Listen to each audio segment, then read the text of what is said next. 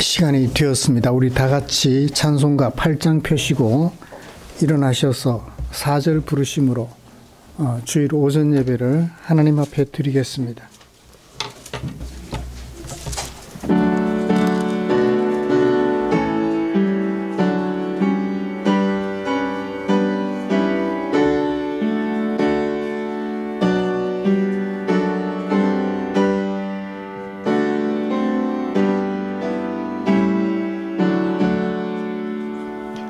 거룩 거룩 거룩 전능하신 주님, 천지 만물 모두 주를 찬송합니다.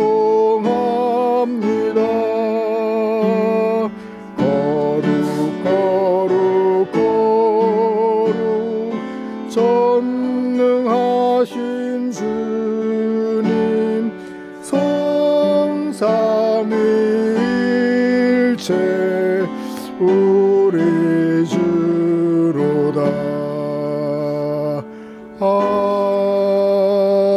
아멘.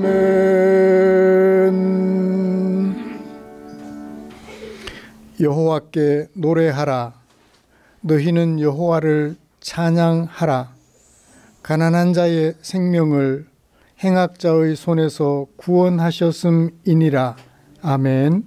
전능하사 천지를 만드신 하나님 아버지를 내가 믿사오며 그 외아들 우리 주 예수 그리스도를 믿사오니, 이는 성령으로 잉태하사 동정녀 마리아에게 나시고 본디오 빌라도에게 고난을 받으사 십자가에 못 박혀 죽으시고 장사한 지 사흘 만에 죽은 자 가운데서 다시 살아나시며 하늘에 오르사 전능하신 하나님 우편에 앉아 계시다가 저리로서 산 자와 죽은 자를 심판하러 오시리라.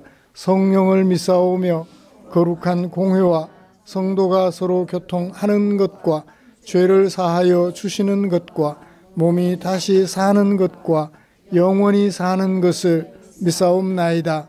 아멘.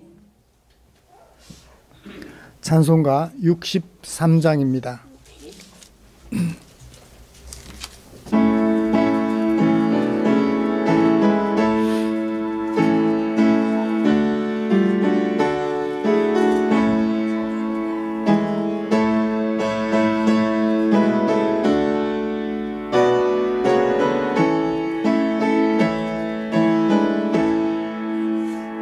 주가 세상을 다스리니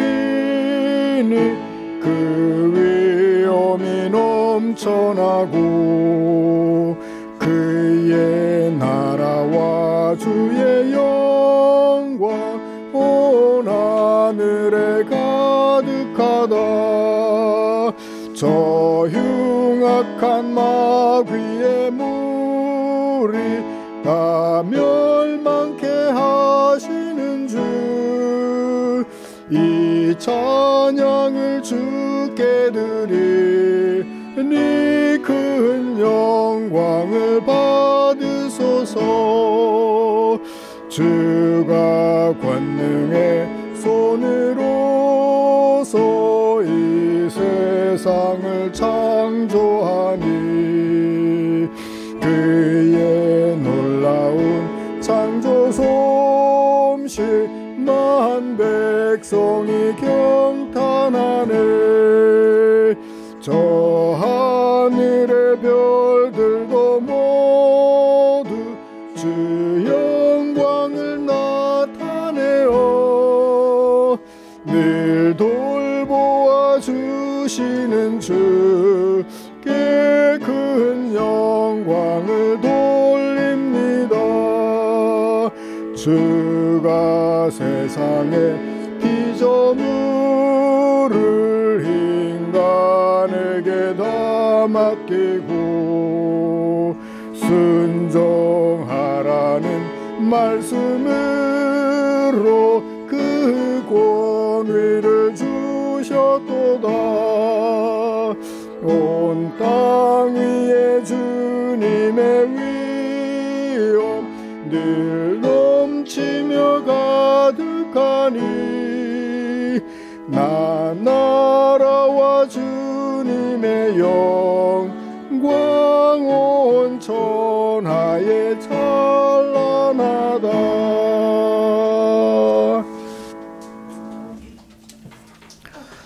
교독문 14번입니다. 시편 24편 주보에 기록된 교독문 함께 교독하겠습니다. 땅과 거기에 충만한 것과 세계와 그 가운데에 사는 자들은 다 여호와의 것이로다. 여호와께서 바다를 바다에 세우시며 하늘 위에 건설하셨도다. 아멘.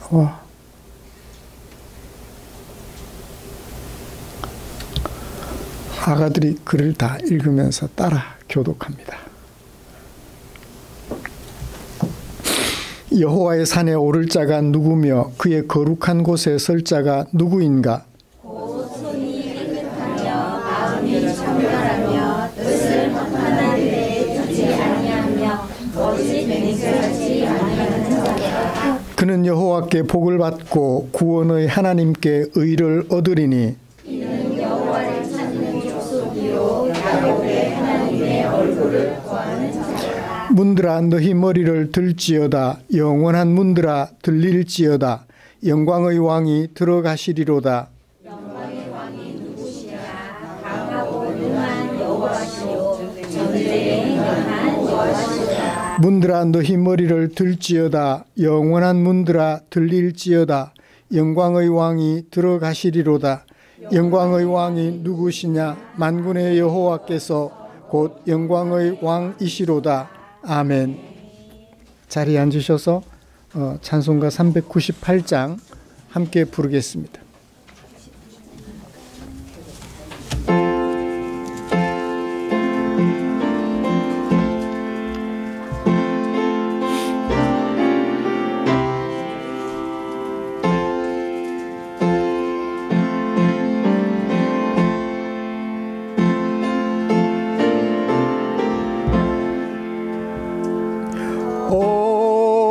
어둠의 권세에서 인생을 건지신 주,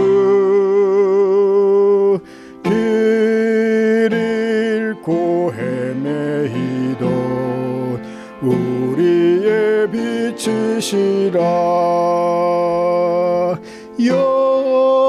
영원한 그의 나라 참모습 보이시고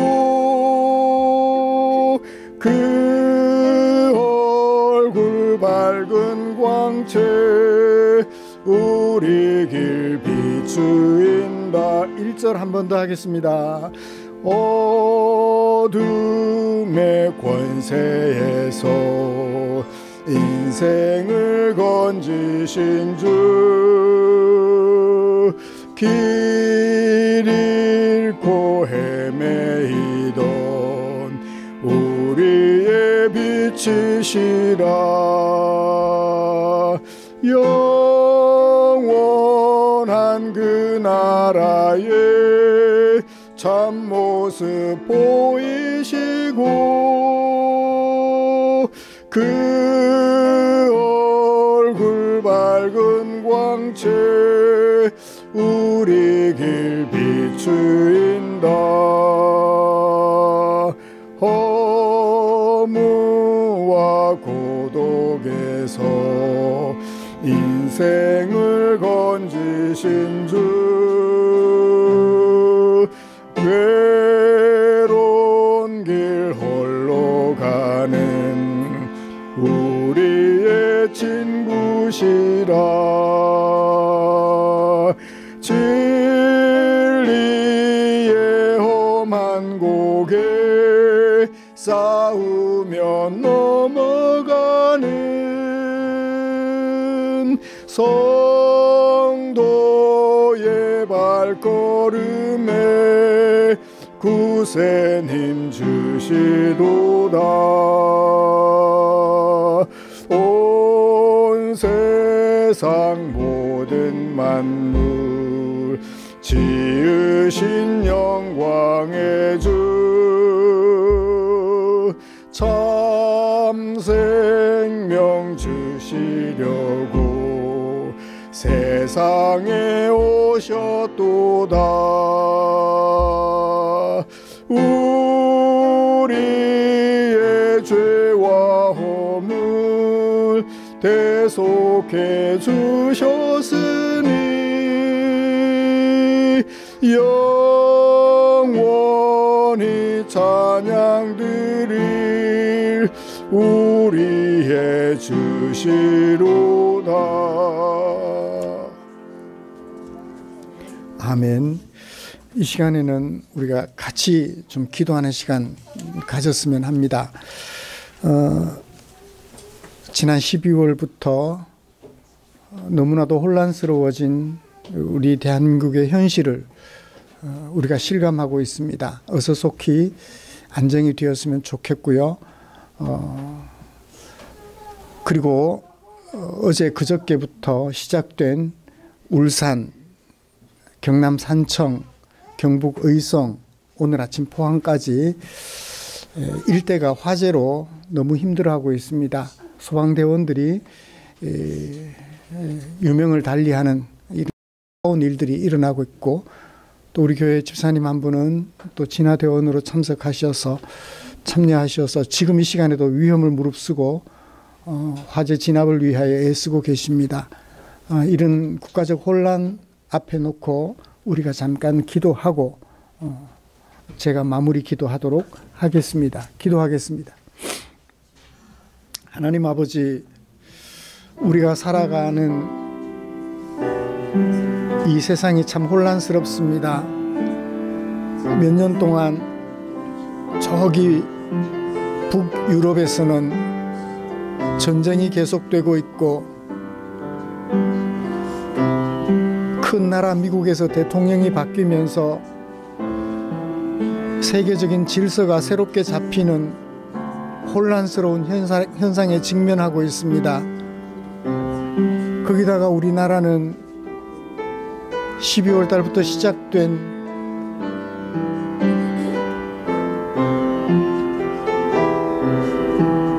혼란스러운 국가적 상황 앞에서 잠 못 이루며 기도하고 있습니다.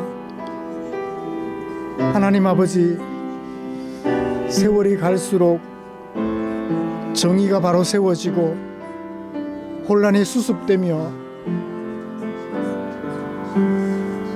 미움이 사랑으로, 분열이 화해로 변화되어 가야 그것이 지성 있는 인간 세계의 모습일진데, 지성 있는 인간의 모습은 어디로 사라져버리고 오로지 너를 이겨 내가 살아남겠다는 무서운 싸움이 계속되고 있어 안타까운 마음을 가지고 주님 앞에 기도합니다. 내가 조금 더 희생하고 내가 조금 더 양보하여 하나님의 나라를 세우겠다는 생각은 어디에서도 찾아볼 수 없는 안타까운 현실 앞에 희망보다는 좌절감을 더 크게 느끼게 되는 것이 현실입니다. 하나님 아버지, 이 지구촌을 긍휼히 여겨주시고 우리 대한민국을 불쌍히 여겨주시옵소서. 일어난 산불로 인하여 주민들이 불안해하고 있고 진화대원들이 유명을 달리하는 안타까운 현실 앞에 직면해 있습니다. 내가 조금 더 조심하고 조금 더 주의하여 안전하게 우리가 살아가는 세상을 관리한다면 얼마나 좋겠습니까? 내가 조심하지 못함으로 너를 죽음에 빠뜨리게 하는 이런 위험한 현실이 우리 앞에 펼쳐져 있습니다. 지금도 하나님께 예배 드리는 것을 뒤로 하고 사람들을 살려야겠다는 일념으로 위험한 산불 현장에서 힘들게 물통을 짊어지고 괭이를 들고 일하는 우리의 이웃들이 있습니다. 하나님 아버지, 바람을 잠재워 주셔서 불이 신속하게 진화될 수 있도록 주의 은혜 베풀어 주시고, 우리 국가적 혼란도 안정이 되도록 은혜 내려 주시옵소서. 병약한 지체들의 강건함을 주께서 돌봐 주시옵소서.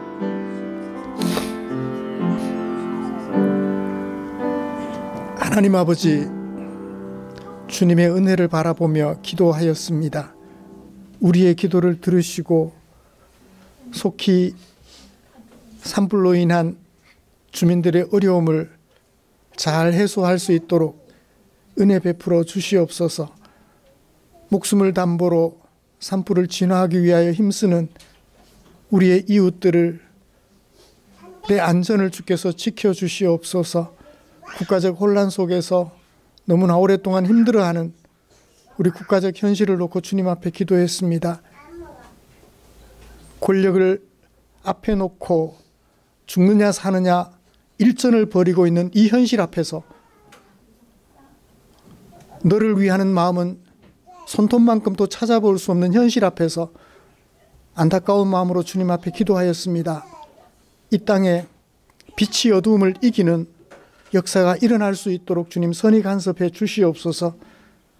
하나님의 공의가, 하나님의 사랑이 이 땅을 지배하는 날이 올 수 있도록 주님 우리를 앞장 세워 주셨으니 이 일에 혼신의 힘을 기울이는 교회가 되도록 은혜 내려 주시옵소서. 사랑으로 미움을 이겨내는 교회가 될 수 있도록 주님 선히 간섭해 주시옵소서. 이 시간에 예배 드립니다. 하나님께서 은혜 베푸실 것을 기대하며 또한 우리가 드리는 영광을 받아 주실 것을 기대하며 우리 구주 예수님의 이름으로 기도드리옵나이다. 아멘.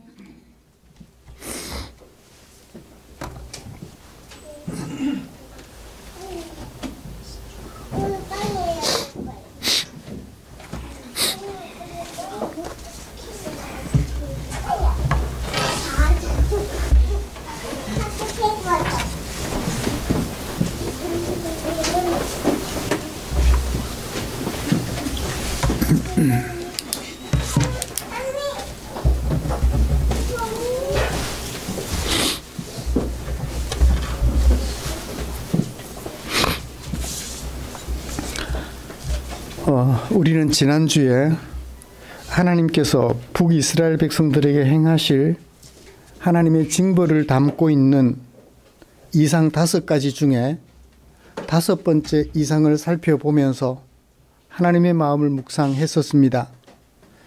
하나님께서 제단 곁에 서 있는 선지자에게 문지방이 움직이도록 제단의 기둥머리를 쳐서 제단이 무너지게 해라. 그래서 제단 안에 들어와 있는 모든 무리가 죽음에 이르게 하라는 말씀을 들려주신 것을 묵상했습니다. 하나님을 예배하는 형식만 갖추었을 뿐 일상생활에서는 이웃 사랑을 전혀 실천하지 않았던 북이스라엘 백성들에 대한 하나님의 징벌을 담고 있는 메시지였지요. 사랑하는 성도 여러분, 지난 한 주간 동안 생활했던 우리들의 생활 현장과 여로보암 2세가 통치하던 BC 750여 년 당시의 이스라엘의 모습을 혹시 비교해 보셨는지요? 시간은 다르고 지리적 위치가 다르고 정치적, 경제적 상황이 다르겠지만 오늘 우리가 몸담고 있는 교회와 다른 유사한 점들이 있다는 것을 혹시 발견하셨는지 모르겠습니다. 이런 생활 현장을 보시면서 어떤 느낌을 가지게 되셨는지요? 하나님의 징벌이 예상되는 상황이든가요? 아니면 하나님의 칭찬이 예상되던 그런 상황이었던가요? 이렇게 혼란한 상황 속에서 빛과 어두움, 곧 진리와 불의가 다투는 현장에서 빛과 진리를 구별하고 빛의 편에 서기를 힘써야 할 필요를 느끼셨을 것이라고 믿습니다. 교회라도 좌우가 아니라 빛의 편에 서 있어야 우리나라가 희망을 가져볼 수 있지 않겠습니까? 이렇게 빛과 어둠이 혼재하는 세상에서 빛을 구분하여 빛의 편에 서고 또 하나님의 나라를 이 땅에 이루며 살아가려는 우리를 위하여서 하나님께서는 당신의 마음을 성경에 담아 주셨지요. 오늘은 그 중에 아모스 9장 11절부터 15절, 특히 아모스가 북이스라엘을 위하여 하나님께로부터 명받은 신탁을 전하면서 마무리하는 9장 11절부터 15절에 담아두신 하나님의 마음을 살펴보면서 하나님의 은혜를 나누려고 합니다. 우리가 함께 읽은 본문에서 선지자 아모스는 무엇을 어떻게 소개하고 있는지 정리를 좀 해보죠. 짧은 글이라서 여기서 문단을 잘 구분할 수 있을지 우리 같이 고민해 봤으면 좋겠습니다. 설교의 도입부는 어딘 것 같아요? 이건 설교예요, 그죠? 설명 같지만 그 속에 교훈을 담고 있는 설교입니다. 도입 부분은 어디에 해당될까요? 한번 구분해 보시죠. 도입부, 이 설교의 도입부. 문장을 생각하지 않으셔도 돼요. 문단을 생각하지 않으셔도 돼요. 도입부, 설교 도입부가 뭔 것 같아요?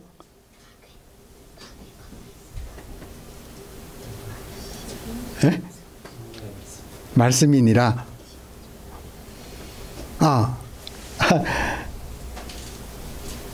네, 그렇게도 생각해 볼 수 있겠고요.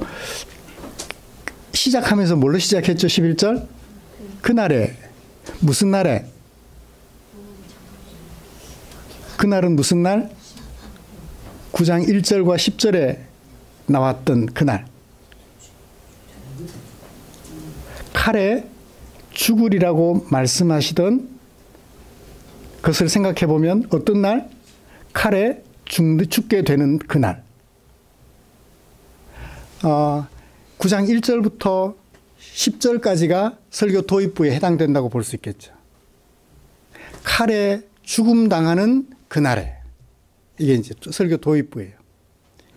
죽기만 합니까? 뭐도 일어나요? 11절 그 다음부터 15절까지. 이 일들도 일어날 거라는 것을 얘기해 주죠. 그래서 짧은 시간을 나타내는 부사구 하나, 그날에라는 at that day라고 해야 되나요? 그날에. 그날이 도입부가 되겠습니다. 그래서 사실은 1절부터 11절 전체가 도입부가 되겠죠. 여호와께서 말씀하신 칼에 죽게 되는 그날. 뭐 때문에 칼에 죽게 돼요? 어떻게 죽어요? 2절부터 4절까지. 아무리 도망갈지라도 숨을 곳 없고 살아날 길이 없는 완벽한 죽음 얘기를 하잖아요. 그렇죠. 그날에 도입부 1절부터 11절까지가 될 것 같아요. 자, 이제 중심 문단이 11절 후반부부터 15절까지 되는데 가만히 보니까 같은 뉘앙스를 가진 문장이 몇 번 반복되고 있죠? 같은 뉘앙스를 가진 문장이 몇 번 반복되고 있어요. 내가 어떻게 하겠다. 그들은 어떻게 하겠다라는 것을 몇 번 반복해요? 3번 반복하고 있죠. 그날에 나는 이렇게 할 거고 그들은 이렇게 할 거다. 나는 이렇게 할 거고 그들은 이렇게 할 거다. 나는 이렇게 할 것이고 그들은 이렇게 할 거다. 라고 하면서 메시지가 마무리가 돼요. 그렇죠? 같은 뉘앙스를 가진 문장을 3번 반복함으로써 마지막 설교를 마무리하고 있습니다. 북이스라엘 백성들에게 전하는 하나님의 신탁의 말미, 마지막이 이렇게 구성되어 있다고요. 그러면 하나님께서 하실 일들의 성격을 볼까요? 좋은 건가요? 나쁜 건가요? 무너져 버렸던 다윗의 장막을 일으켜 세운다니까 좋은 것 같아요. 내가 할 일. 저기 14절 넘어가 볼까요? 이스라엘 백성들이 어떻게 된 이스라엘 백성들, 사로잡혀 갔던 이스라엘 백성들을 어떻게 하겠다? 돌이키시겠다. 약간 좋아 보이네요. 뉘앙스가. 마지막 15절. 내가 그들의 땅에 심을 것인데 어떻게 심어요? 다시는 뽑히지 않도록 심겠다. 세 번 다 희망의 메시지예요. 그렇죠? 그날에, 무슨 날에? 칼에 죽게 하는 그날에 또 다른 일들을 하나님께서는 계획하고 계시는 거예요. 이거는 칼의 양날과 같아서, 동전의 양면과 같아서 하나님의, 이스라엘 백성들의 죄에 대한 하나님의 징벌이 있는가 하면 다시금 반대편에서는 하나님의 계획, 희망적인 계획들이 준비되고 있는 것을 보게 되지요. 그것도 몇 번 반복해요? 3번이나 반복해요. 거의 같은 내용인 것 같은데 다른 모양으로 3번 반복해요. 같은 주제인 것 같은데 3번 다른 모양으로 반복해서 소개하고 있습니다. 2번만 해도 뭐 할 텐데, 그죠? 2번만 반복해도 뭐 할 텐데 3번씩이나 반복해요.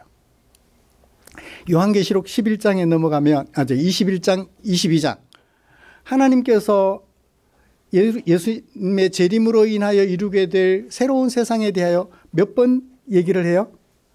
새하늘과 새 땅 이야기, 무너지지 않을 성곽 이야기, 보좌 앞에서 나오는 생수가 22장 1절부터 흘러가면서 12달 과실을 맺는 삼중적 미래에 대한 이야기. 그것이 필연적으로 일어날 것임을, 반드시 일어날 일임을 보여주기 위해서 이렇게 3번 반복하는 것이 성경에 사용된 수사적 표현이다라고 이해하시면 좋겠습니다. 오늘은 서론에서 시간이 좀 많이 가버렸어요. 북이스라엘 백성들에 대하여 하나님의 징벌을 담고 있는 5가지 이상의 마지막 5번째 이상, 9장 1절부터 10절까지 마무리한 아모스 선지자는 이제 자신이 전할 하나님의 신탁에 대하여 대단원의 막을 내리고 있어요. 이거 끝내고 이제 아모스는 어디로 갔을까요? 원래 자신이 살던 남쪽 유대 광야 드고아로 돌아갔을 것 같아요. 할 일이 없으니까.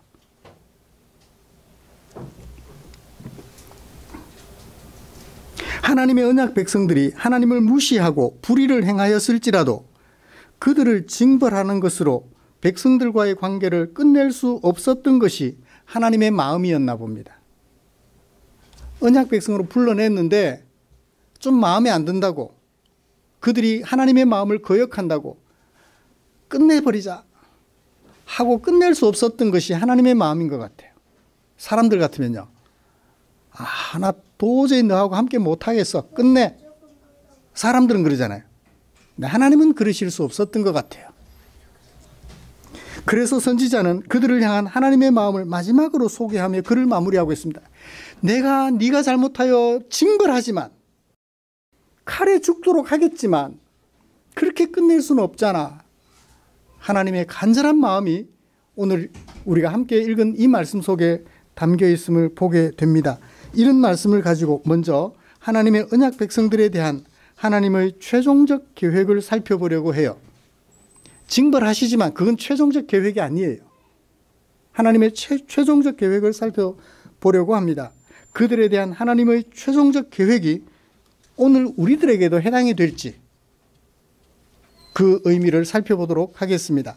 그리고 이어서 최종적인 하나님의 계획에 소개된 언약 백성들의 삶에 대하여 살펴보려고 해요. 내가 그들에게 이렇게 할 건데 그러면 그들은 이렇게 할 거야 라고 하셨으니 그들의 최종적인 삶에 대한 이야기도 살펴보려고 합니다. 그들의 삶이 오늘 우리들에게 어떤 의미가 있는지 정리하면서 오늘 설교를 진행해 가도록 하겠습니다. 하나님은 우상 섬기듯 하나님을 섬기며 외식의 절정을 치닫는 삶을 사는 언약 백성들을 향하여 가지고 계셨던 1차 계획을 9장 1절부터 10절에 소개했습니다. 칼에 죽게 하겠다. 전쟁에 죽게 하고 포로로 붙잡혀 가게 하겠다. 그것은 하나님의 징벌이었습니다. 이제 비록 하나님을 우상 숭배하듯 섬기며 형식만 갖추고 불의한 삶을 살아가던 언약 백성들을 향하여 하나님께서 드러내셨던 최종적 계획을 살펴보도록 합시다.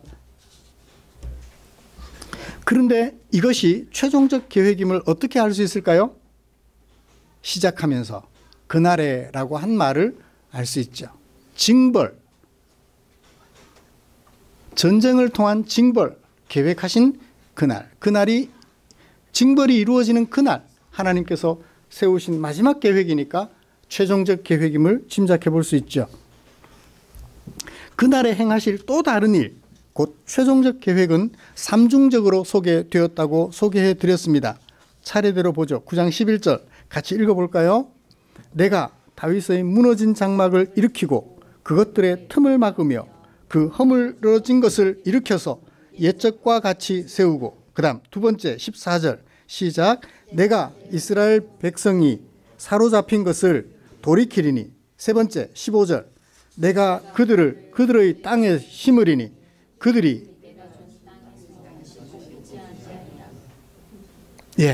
내가 하리니. 세 가지를 간략하게 정리를 좀 하도록 하겠습니다. 왜냐하면 앞부분에서 시간이 너무 많이 가면 좀 그러니까요. 다윗의 무너진 장막을 일으키고 라고 하셨어요. 다윗의 무너진 장막을 일으키겠다. 다윗의 무너진 장막이라면 다윗의 장막이 처음부터 무너졌어요? 나중에 무너졌어요? 다윗의 무너진 장막, 이 문장을, 글을 어떻게 해석해야 될까? 너무너무 고민했어요. 그러다가 컴퓨터 앞에 앉아있을 때 생각이 안 나니까 왔다 갔다. 도대체 그게 뭘까? 무너진 장막이 뭘까? 무너진 장막을 말하려면 뭘 생각해야 돼요? 처음에 세워져 있는 장막을 생각해야 되잖아요. 장막이 세워져 있었는데 그것이 무너졌다? 세워졌다? 무너졌다를 반대말을 가지고 이해를 해야 되겠다. 그렇게 판단을 하고 컴퓨터 앞에 앉아서 다시 정리를 시작했죠. 생각이 났어요. 보통 장막이라 하면 뭐예요? 임시처소예요. 임시처소, 가건물. 장막이라 하면 그런 뜻을, 문자적으로는 그런 뜻을 가지고 있어요. 이스라엘 백성은 출애굽한 후에 어디에 살았어요? 초막에서 살았잖아요. 그 초막이 이 장막과 같은 단어예요. 하나님의 언약궤가 어디에 있었나요? 회막, 장막에 있었잖아요. 나중에 어디 들어가나요? 건물로 된 성전에 들어가게 되죠. 이 초막은, 장막은 그런 뜻을 가지고 있습니다. 임시처소. 그런데 이게 시적인 의미로 사용되면요, 의미가 좀 풍성해져요. 집이라는 뜻도 되고요, 가문이라는 뜻도 되고요, 나라라는 뜻으로도 사용돼요.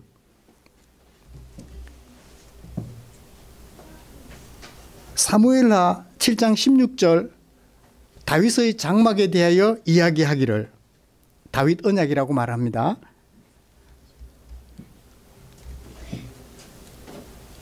하나님께서는 언약궤를 보관할 이스라엘 백성들이 하나님께 제사드릴 성전을 짓겠다고 다짐하는, 결심하는 다윗에게 선지자 나단을 보내셔서 이렇게 말씀하십니다. 너의 집과 너의 나라가 내 앞에서 영원히 보존되고 너의 왕위가 영원히 견고하리라 하셨다 하라. 하나님께서 나단에게 말씀하셔요. 나단은 이 말을 다윗에게 가서 그대로 전합니다. 여기에 사용되었던 주어가 뭐죠? 집, 나라, 왕위. 너의 집과 너의 나라가 영원히 보존되고 너의 왕위가 영원히 견고하리라. 다윗의 후손으로 난 왕들이 영원토록 나라를 다스리겠다라고 얘기하신 거예요. 그러면 다윗의 집, 다윗의 나라, 다윗의 왕위 세워졌잖아요. 하나님에 의하여. 이게 영원히 계속됐나요? 안 됐나요?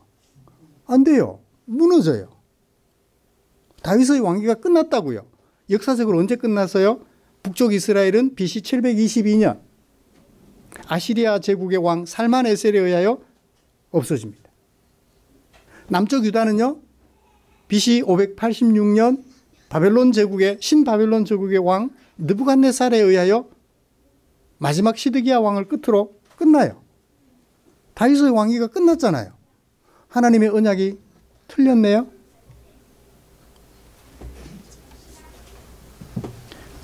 중간에 나라가 망하기 전 이사야 선지자가 이 다윗의 언약을 다시 확인해 줍니다.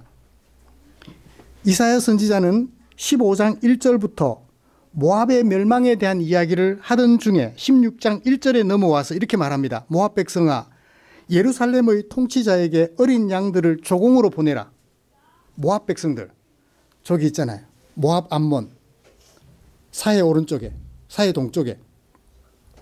이 모압 백성들에게 이사야 선지자가 말하기를 서쪽에 있는 이스라엘에게 뭘 보내라? 조공을 보내라. 셀라에서 광야를 거쳐 나의 딸 시온산으로 조공을 보내라. 그렇게 말하면서 이어서 왜 보내야 되느냐 하면 이유를 설명하면서 이렇게 말해요. 다윗의 장막에 인자함으로 왕위가 굳게 설 것이요. 다윗의 장막에 인자함으로 왕위가 굳게 설 것이요. 그 위에 앉을 자는 충실함으로 판결하며 정의를 구하며 공의를 신속히 행하리라. 이사야 선지자의 예언에 따르면 다윗의 후손들이 뭐를 행해요? 충실함으로 판결하고 정의를 구하며 공의를 신속히 행해야 되는데 행하지 못하다가 북쪽 이스라엘은 722년, 남쪽 유다는 586년에 망해버린 거예요. 그러면 이 예언은 누구에게까지 연결되는 걸까요? 마태복음 1장, 다윗의 족보를 얘기하며 예수님은 다윗의 가문에서 태어난 영원한 왕이라고 소개하는 데서 비로소 완성이 되지요. 그래요. 다윗의 장막 무너졌어요. 역사 현실 속에서. 그래서 끝나버린 줄 알았는데 다시 일으키겠다. 예수 그리스도를 통한 새로운 나라를 아모스 선지자가 예견하고 예고해 주시는 것 같아요. 물론 아모스가 예수님이 이루실 메시아의 왕국 정확하게 우리가 보는 것처럼 보았을까?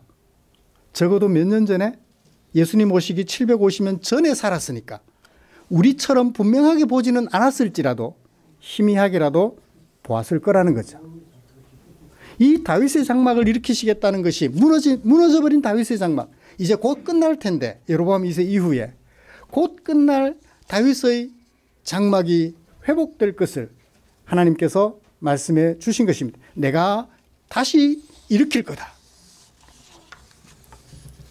두 번째 거는 뭐죠?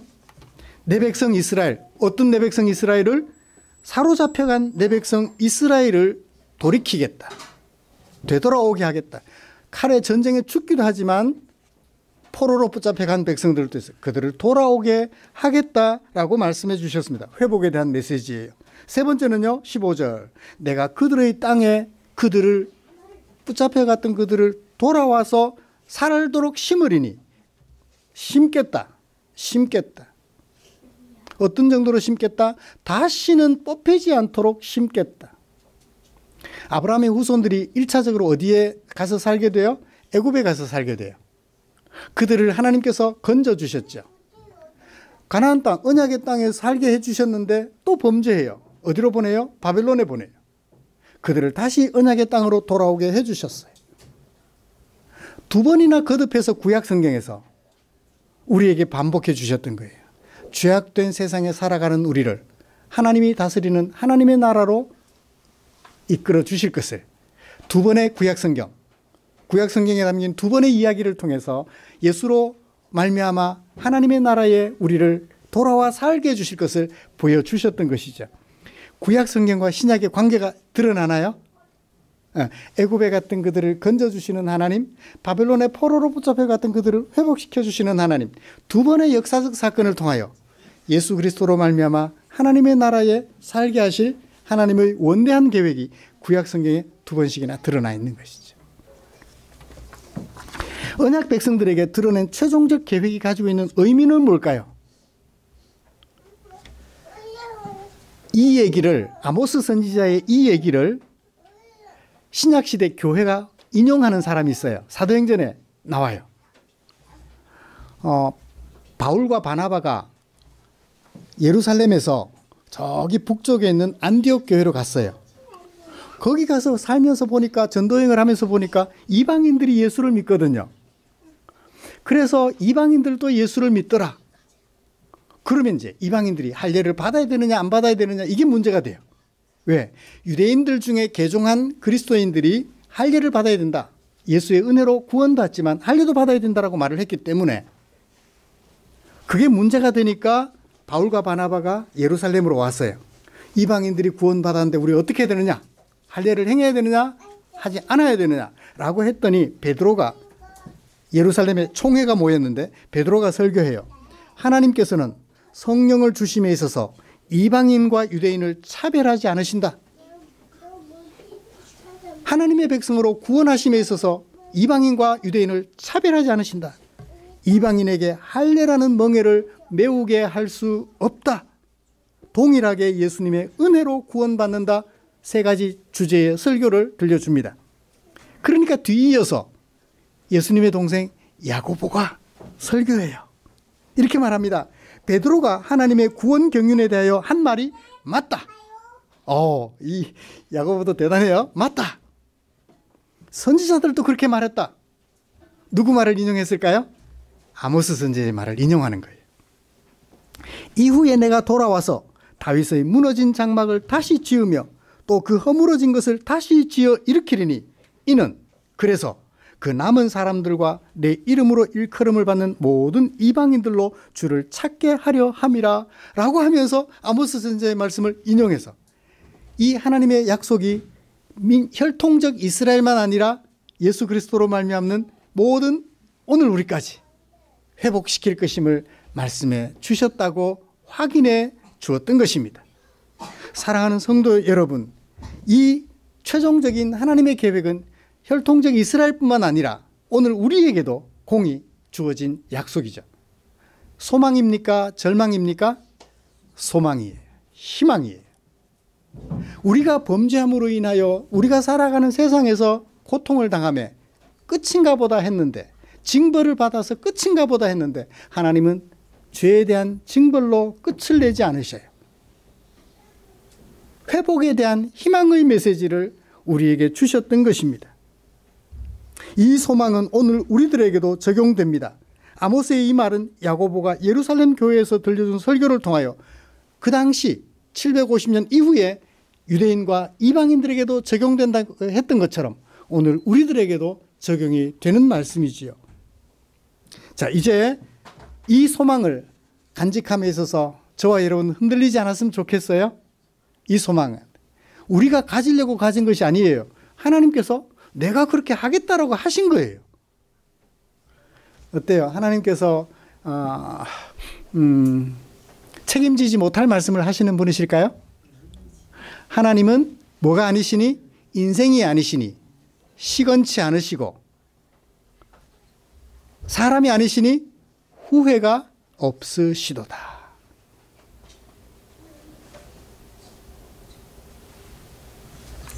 자, 그러면 이 최종적 계획 소개된 언약 백성들의 삶을 보죠. 하나님은 그렇게 하시고, 그러면 그들은 어떻게 해요? 자, 그들이 할 일을 소개하고 있습니다. 그들은 첫 번째 무슨 일을 해요? 에돔의 남은 자와 내 이름으로 일컫는 만국을 기업으로 얻게 하겠다. 기업으로 얻게 하겠다. 애매해요. 좀 무슨 말인지. 내 이름으로 일컫는 만국을 소유하겠다라고 해요. 소유하겠다. 소유한다라는 말을 내 걸로 삼는다가 아니라 같은 무리가 된다는 것으로 이해하면 돼요. 그죠? 같은 무리가 되는 거예요. 자, 그들 속에 누가 들어가 있어요? 에돔의 남은 자도 들어가 있어요. 에돔, 저기 오른쪽에 보면 암몬, 모압, 저 밑에 에돔이 있어요. 에돔은 누구의 후손들이죠? 에서의 후손들이죠. 이들은 이스라엘 백성들과 좋은 관계를 가졌을까요? 나쁜 관계를 가졌을까요? 나쁜 관계를 가졌어요. 아모스서 1장에 보면 에돔에 대한 이야기 했어요. 에돔이 하나님의 백성들을 괴롭힘에 반드시 하나님의 징벌을 받을 거다.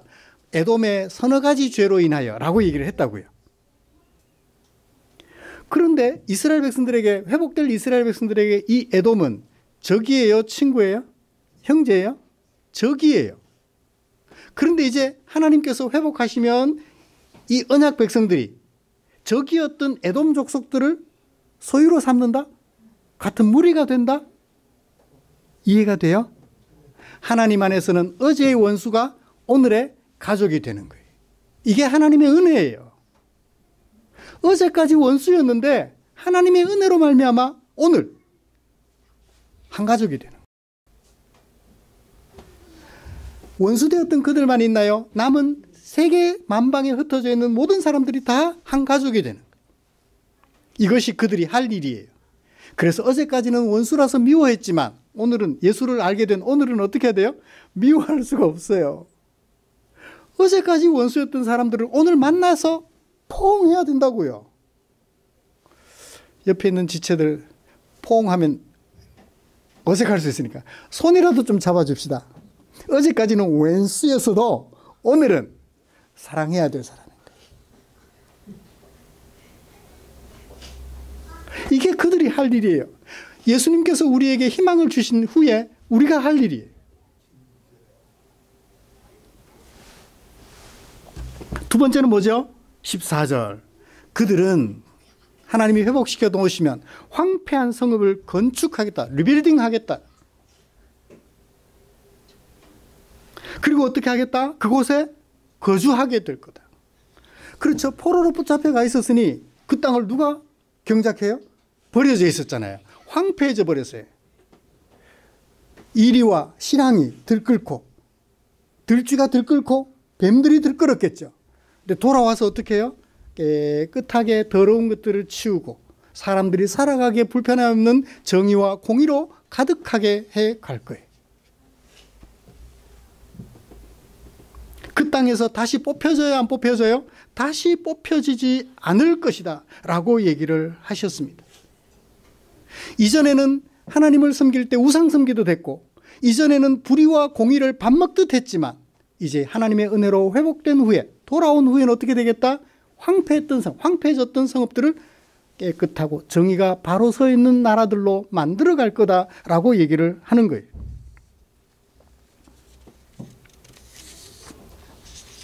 그러면 이들은 어떻게 살아야 될까요? 이전에 우상 섬기듯 하나님을 섬기지 아니하며 이웃 사랑이라는 대명제를 거부하고 미움과 다툼과 시기와 질투, 학대를 일삼았었다면 이제는 거꾸로 사랑하며 살게 될 거라는 거예요. 마지막으로 한 예를 드리고 말씀을 마치겠습니다. 다니엘이 포로로 붙잡혀 갔잖아요. 다니엘이 포로로 붙잡혀 간 후에 자기 생활을 나중에 집대성해요. 그 책이 뭐죠? 다니엘서예요. 다니엘서 1장에 보면 제일 유명한 구절이 있어요. 다니엘이 뜻을 정하여 왕이 마시는 포도주와 진미로 자신을 더럽히지 아니하리라 하고. 추상적이에요. 자기를 더럽히지 않겠다. 비록 포로로 붙잡혀 갔지만 바벨론 제국의 신하로 종으로 포로로 붙잡혀 가긴 했지만 하나님의 언약 백성으로서 자신을 더럽히지 않겠다라는 거예요. 하나님의 정의와 공의, 왕이 시키는 대로 불의를 일삼는 사람이 아니라 하나님의 가르침대로 공의와 정의를 일삼으며 살아가겠다. 그래서 하나님을 경배하며 살아가겠다라고 결심한 것이 1장 8절에 소개돼요. 다니엘서를 마무리하면서 이렇게 소개합니다. 12장 9절. 하나님의 사자가 다니엘에게 말하기를 다니엘아 너는 가라. 13절 너는 가라. 두 번이나 가라 해요. 이 가라는 말이 무슨 말일까요? 여기서 저기로 가라는 말일까요? 가라는 말이 문자적으로는 여기서 저기로 가는 게 맞아요. 가라. 시적으로 사용되면 어떤 의미일까요?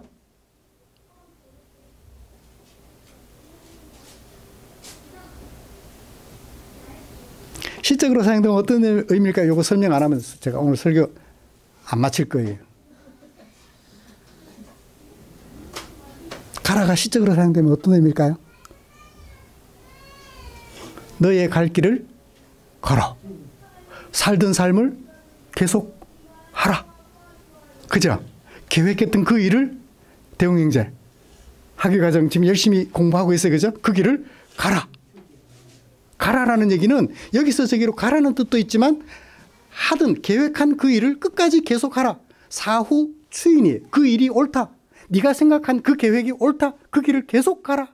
라는 얘기가 가라라는 동사, 명령형 동사 속에 담겨 있는 거예요.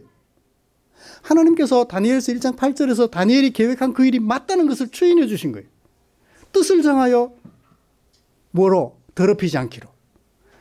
하나님의 언약 백성으로서 바벨론의 포로로 붙잡혀가 살면서 황제의 신하로 삼아 황제가 시키는 불의를 삼는 사람이 아니라 하나님의 언약 백성으로서 정의를 실현하며 살아가는 그 삶을 더럽히지 않겠다고 했던 그 계획을 끝까지 밀고 가라는 거예요. 가라. 마지막 때까지 그렇게 하라. 우리말 구절 번역이 조금 애매해요. 마지막, 네가 계획한 그것이 끝날 때까지. 어떻게 해야 끝나요? 죽으면 끝나죠.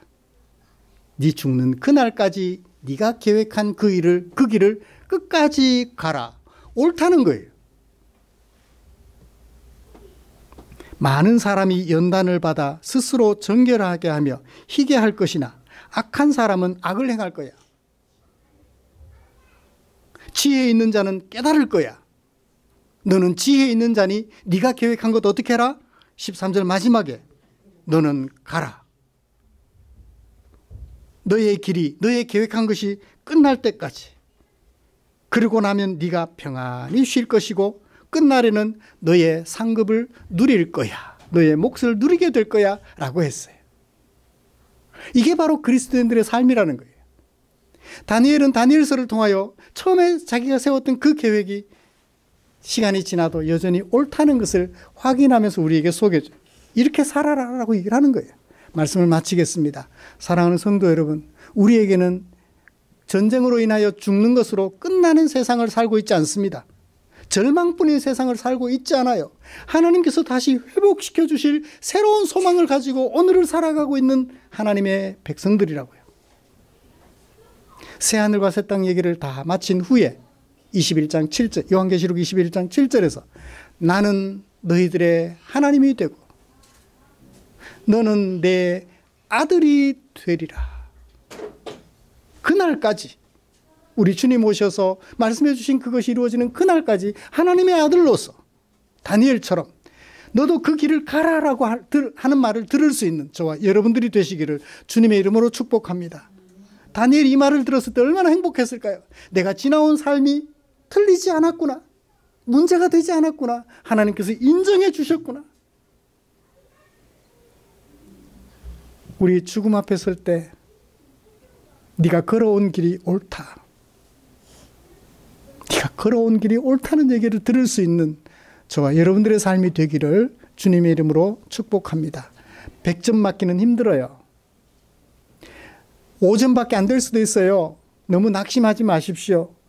95점 됐다고 너무 교만하지 마십시오. 내일 90점으로 떨어질 수 있어요. 날개가 있는 새는 추락할 위험이 있습니다. 그렇지만 맨날 땅에서 기기만 하면 날 기회는 없어져요.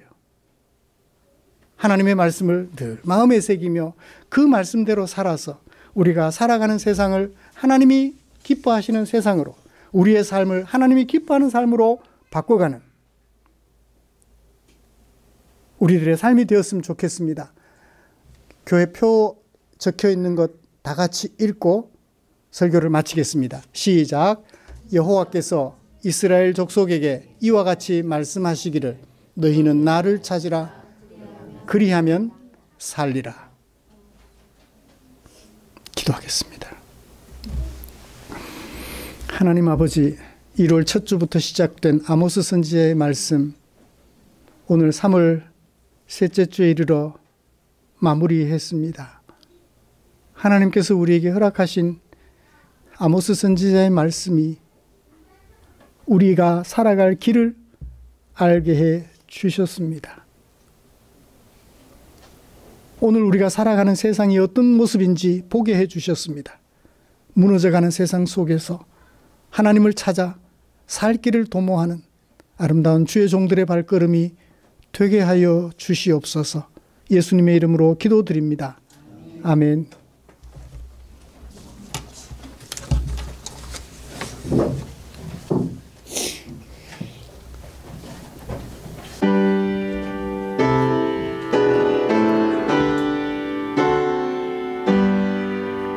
모든 것이 주께로부터 와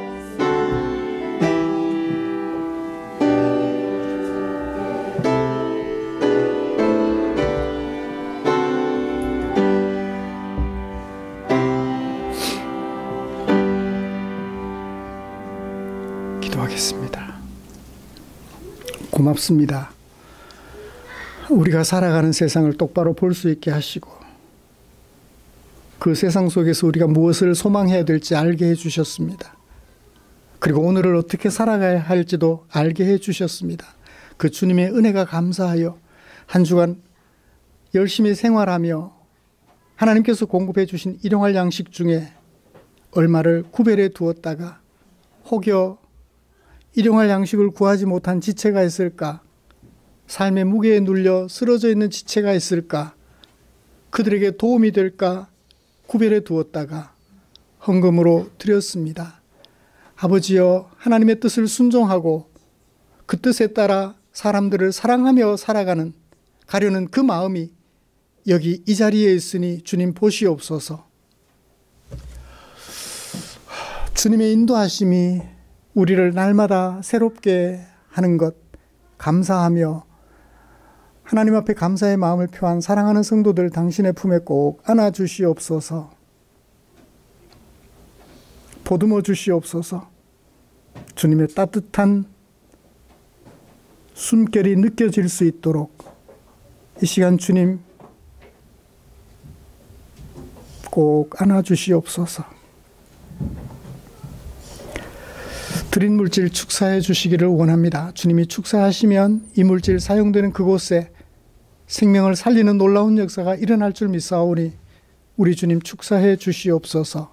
때마다 일마다 성도들의 형편을 살피시고 의의 길로 생명의 길로 인도해 주시는 주께 감사드리며 예수님의 이름으로 기도드립니다. 아멘.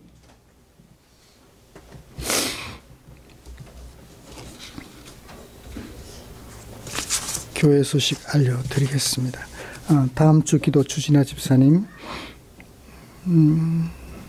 말씀 묵상에 최선을 다해 주십시오. 제신방 이번 주에도 계속됩니다. 몇 가정 남아 있는데요. 주로 야간에 아마 가야 될 것 같아요. 그래서 신방 대원들 중에 야간에 시간 내실 수 있는 분들 계시면 꼭 신방 대원이 아니라도 같이 가셔서 주의 이름으로 신방하고 위로하고 또 격려하는 시간 마음을 내실 수 있으면 어떤 날 저녁에는 갈 수 있습니다라고 말씀해 주시면 신방하는 일에 동행하도록 하겠습니다. 아모스서 대단원을 마쳤습니다. 총 10주 정도, 11주 정도 되나요? 12주 정도 걸쳐서 아모스서를 마쳤습니다. 우리가 살아가는 현실을 보았고요. 그 현실 속에서 절망이 아니라 하나님께서 들려주시는 희망을 보았고, 그리고 마지막으로 그 세상 속에서 어떻게 살아야 하는지를 살펴보았습니다. 혹 아모스서를 통해서 뭘 들었지라고 생각이 나시면 우리 교회 홈페이지에 들어가면 1월 첫 주부터 시작해서 아모스서 끝날 때까지 오늘까지 홈페이지에 설교가 올라가 있으니까 다시 한번 재생하여 들으시면서 설교 부분만 재생하여 들으시면서 하나님의 은혜를 다시 되새기면 어떨까라는 생각도 해봅니다. 곁에 계시는 분들과 인사 나누시죠.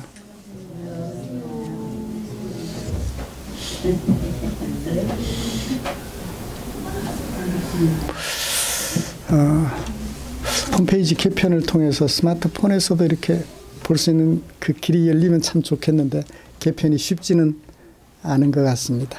현주의 도움을 받아야 될 것 같은데. 그래요. 오늘 시간이 조금 많이 갔습니다. 찬송가 57장 펴시고 일어나셔서 찬송 부르고 축도함으로 예배를 마치겠습니다.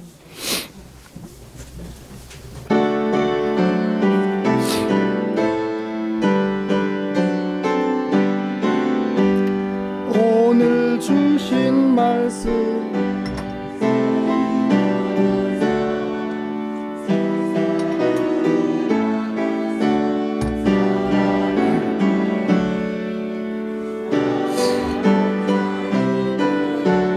늘 부족하오니 주여 나를 도우사 승리하게 하소서.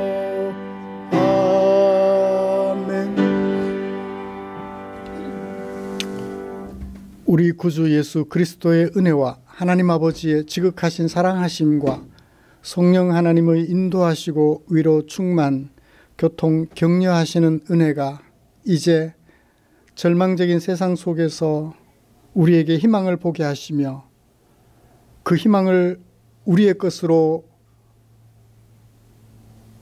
확인하는 그 순간까지 어떻게 살아야 하는지 들려주신 주님의 말씀을 기억하여 소망 잃지 않고 오늘도 하나님의 언약 백성으로서 하나님의 아들로서 아름다운 생애를 살아가려고 다짐하며 예배를 마치고 가정으로 발걸음을 옮기는 모든 지체들 위해 지금부터 영원토록 함께 계시기를 축원하옵나이다.